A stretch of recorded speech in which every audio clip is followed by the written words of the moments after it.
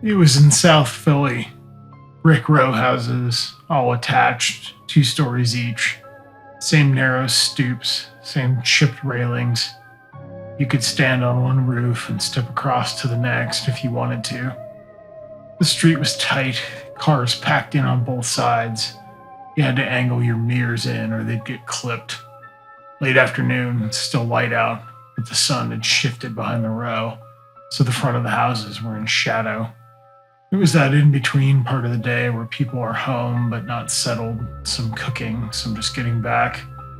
I remember someone yelling fire, but I don't remember who. I think it was a man. It might have been the woman from 3 doors down. The voice carried, though, it had weight. Smoke was already pushing out of the second-floor windows of one house, thick and dark. Not drifting, it was moving with purpose, like it had somewhere to be. People came into the street fast, not screaming, just loud, talking over each other, doors opening up and down the block. Someone across me said, "Call it in." Someone else said, "I already did." A few of us started moving cars so the trucks could get through. Keys jingling, doors slamming. One car wouldn't start right away, and the guy inside kept turning it over, swearing under his breath. Someone knocked on the neighbors' doors, hard, open palms. A woman stood barefoot on the sidewalk, holding her phone out in front of her like she was filming. She wasn't.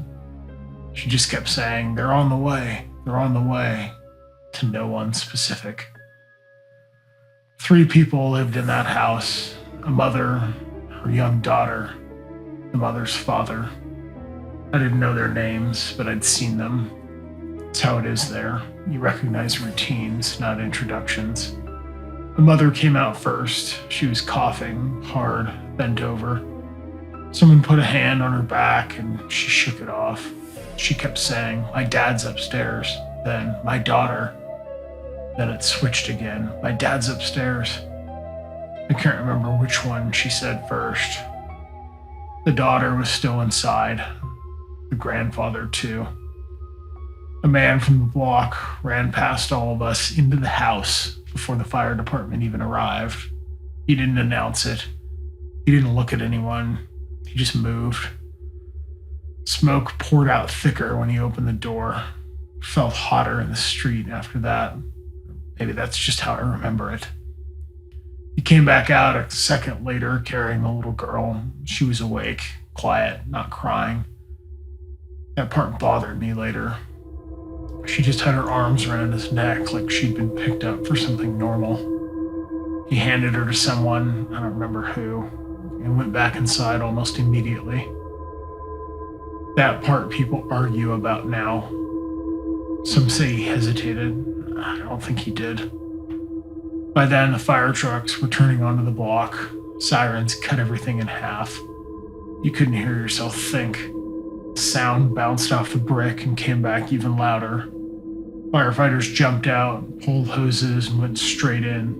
No wasted motion. They moved like they'd done this exact block before. The man who had run inside came out again with the grandfather a few minutes later, helping him down the steps. The grandfather looked confused more than anything, not panicked, just misplaced. Firefighters met them halfway and took over. All 3 residents were out, alive. That's what mattered. That's what everyone kept saying. The firefighters continued inside to knock down the rest of the fire. You could see orange flicker in the second-story windows for a minute before it dimmed. They got a hole in the roof to vent it out. Chainsaw noise, debris sliding down shingles. Once they opened it, smoke rose straight up instead of sideways. It looked almost organized after that. People started talking in that relieved way they do when it looks contained. Laughter that comes too soon. Someone said, "Best case scenario," like that was something you could measure. "It's crazy they made it all the way up there," a man near me said, pointing toward the small window near the roofline. It wasn't a full window, just a square, old glass. A firefighter standing nearby heard him. We didn't go up there, he said. The man frowned. I saw someone up there. No, firefighter said, not irritated, just firm. Second floor only. There's no finished attic in that house. The man looked at the roof again, like maybe it had changed. Later, someone asked the man who'd gone inside, "You went up top, right?" He shook his head. His hair was damp from sweat or hose spray. Second floor, back bedroom, that was all. Positive? The neighbor asked. Yeah, he said. Couldn't see much, but it didn't go any higher than that.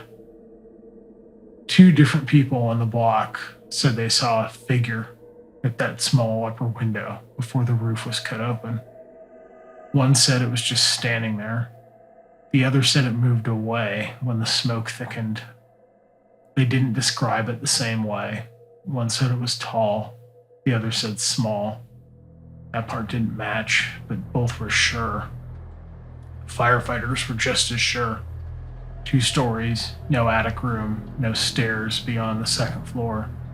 One of them even said you'd have to crawl to get up there. It's insulation and beams. It's possible someone came out the back before we realized. There's an alley behind those rows, trash bins, chain link gates, and all that smoke and noise. People were running everywhere, doors opening, neighbors stepping into the street.